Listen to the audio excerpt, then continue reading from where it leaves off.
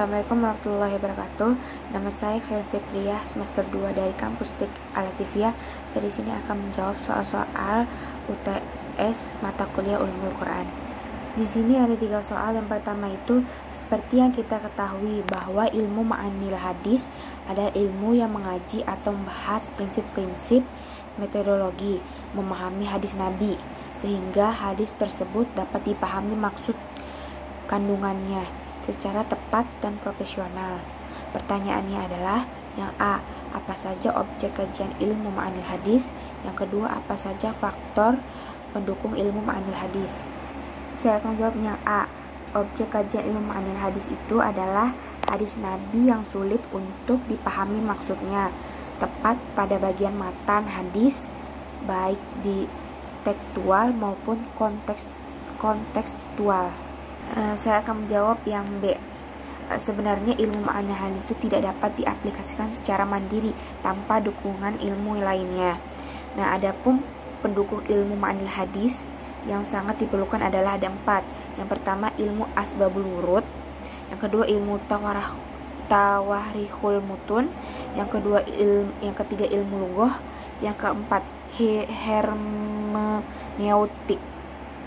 Dan yang kedua itu soalnya dalam ilmu al-ilal hadis sering disebut bahwa hadis tersebut ialah hadis yang terkena ilah, penyakit ini yang membuat hadis melemah sehingga tidak dapat menjadi hadis sahih. Sebutkan penyakit apa yang menyebabkan hadis tersebut tidak bisa menjadi sahih. Jawabannya itu di nomor 2 itu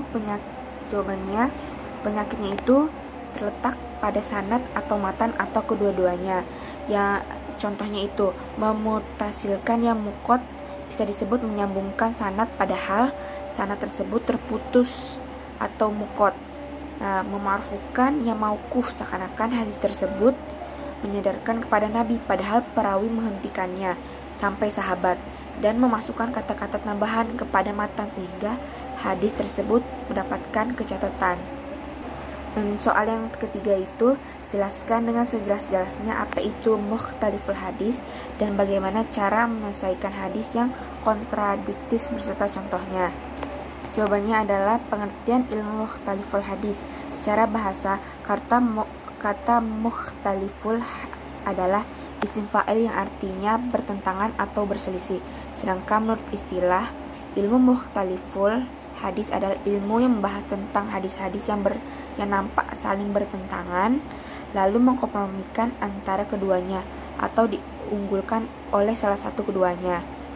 Dalam definisi lain, mukhtaliful hadis adalah hadis yang diterima namun pada zahirnya kelihatannya bertentangan dengan hadis makbul lainnya dan maknanya, akan tetapi memungkinkan untuk dikompromikan antara keduanya.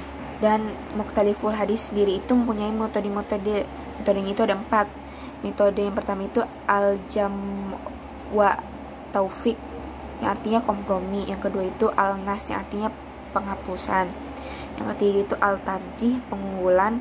Dan yang keempat itu al-tawakuf, penundaan. Dan bagaimana cara untuk menyelesaikan hadis yang kontradiktif? Secara contohnya itu adalah membahas tentang hadis yang saling bertentangan dalam maknanya, lalu dikompromikan antara keduanya hadis tersebut keduanya. Misalnya contohnya itu seperti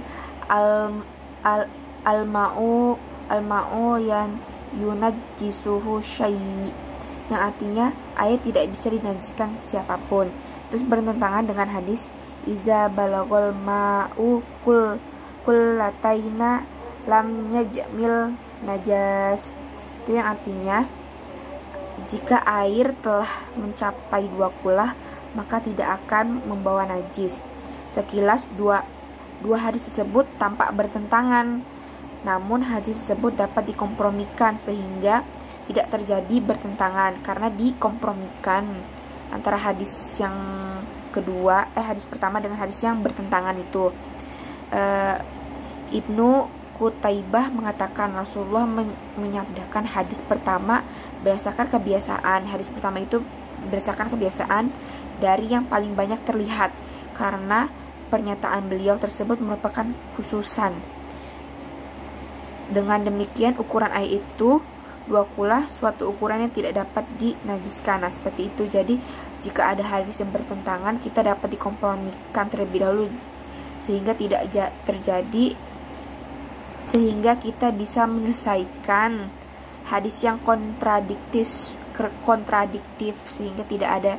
Jadi jika kita sudah mengkompromikan, jadi tidak ada lagi hadis, jadi kita bisa menyelesaikan hadis yang kontradiktif seperti itu. Sekian dari saya. Jika ada kata salah kata, saya mohon maaf. Cukup sekian. Wassalamualaikum warahmatullahi wabarakatuh.